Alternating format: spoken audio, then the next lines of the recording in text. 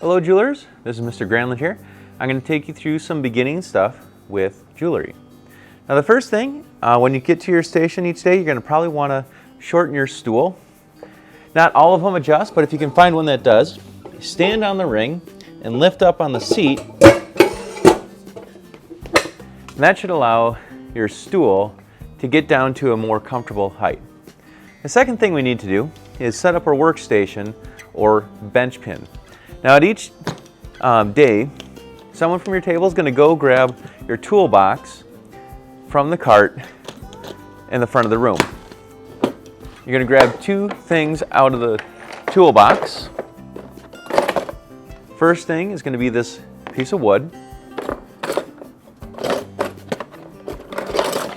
Second thing is going to be a C-clamp. You're going to have this stick out like a diving board from the edge.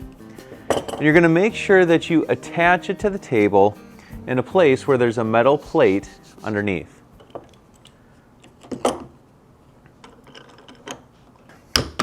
Now we have a good workstation to work at.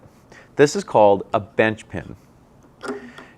Now you're probably also going to have to set up a saw frame right away as well. In the box, you will likely have some very small saw blades like this, and you're going to have to get a saw frame, a jeweler's saw frame, from your toolbox. Now if you're out of saw blades, you can purchase them from me at the front of the room after I take attendance and do some beginning stuff, and they're 25 cents for 2 saw blades. So if you run out, let me know, we can get you more, and if you don't have a quarter that day, we can put it on a tab and you can pay me later. Let's talk about the saw frame. This is a saw frame here. To begin, we're going to loosen the 3 keys. So 1, 2, 3. Make sure those are loose. And we're going to take our saw blade here, and it has teeth that run in one direction.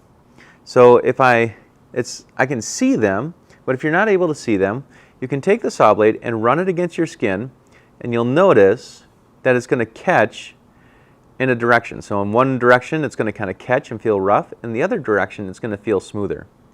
We want the teeth to point down toward the handle of the saw frame. I'm going to start by putting the bottom end into this first key here and lock it. Now I'm going to make sure this goes straight across and gets set right into this end here and lock that. And then to tighten the saw frame,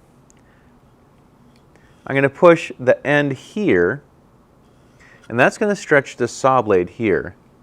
Now I can use one hand or 2 hands. I could even flip it over and push down here with this against the table.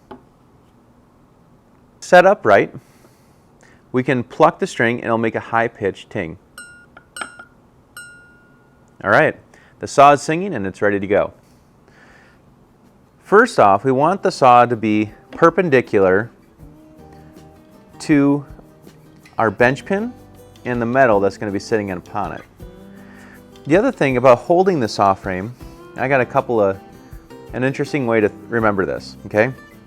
We want to grip it with just a few fingers here so we can allow some flexibility in our wrist as we're cutting along.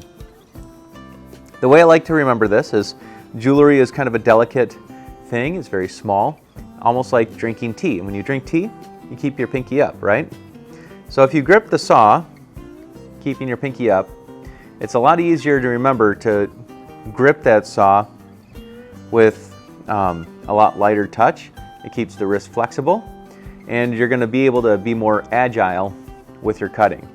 However, what people tend to like to do is they like to grip the saw with all of their fingers like this, and this reminds me of grabbing a meat cleaver, which if you want to butcher your jewelry, do it this way, okay? But try to loosen up your grip, just a few fingers. You don't have to use just 3, but make sure to have a nice loose grip.